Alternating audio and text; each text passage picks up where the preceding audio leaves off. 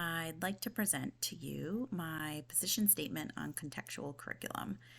The first question that we are to answer is how contextual curriculum differs from traditional forms of curriculum. And I would love to start by stating a sentence in the article Creating a Culture of Scientific Inquiry by Myron Paul, which shares they reflect on the collected documents in order to analyze classroom learning experiences with the goal of better understanding teaching and learning.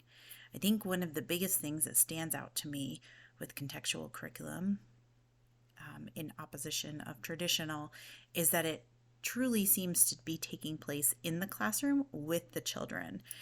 Typically, traditional curriculum does not have children involved and is done without children present. Contextual curriculum, children are the forefront. They are the ones actually seeming to be leading, which I think is so valuable and really differs from traditional.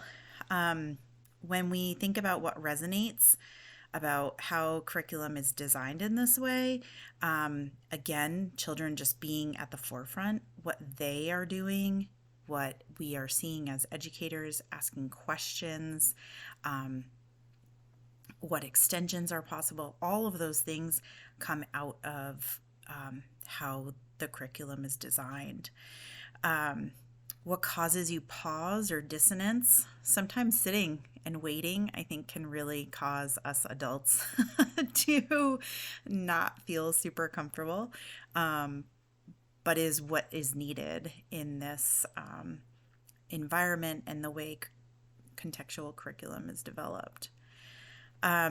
What inspired you to think about curriculum in a new way? I think when we think of community, culture, and politics, taking those three together, and really making sure that the curriculum does not just include the inside classroom, but really extends outside the classroom, I think is such a valuable way that contextual curriculum is really different from traditional, and it helps me to think about it in a new way when you're encompassing the outside world, how community, culture, politics can play a part inside the classroom and vice versa.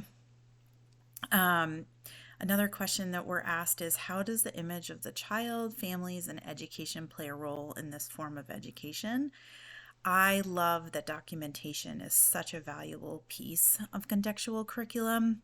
And I think what is so valuable from this is that families really get to play a part and participate in an active way in seeing documentation, taking it in, and it is provided for families to have those opportunities. The last question we're asked is how does a commitment to anti-racism in education inform your view of contextual curriculum?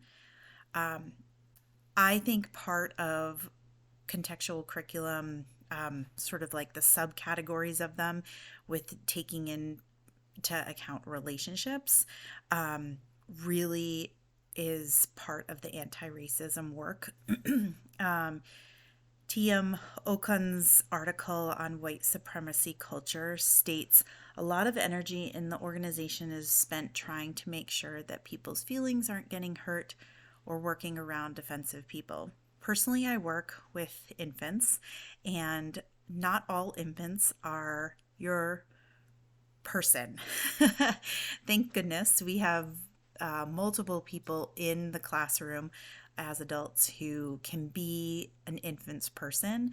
And I think it's just one of the ways that we have to step back and realize that our feelings might be getting hurt, but that it's not really necessarily anything personal, and that we really have to just kind of check ourselves and leave the defenses at the door, which I think is really valuable. Another piece of the anti-racism work is perfectionism, and also leaving that at the door. Thank you for listening.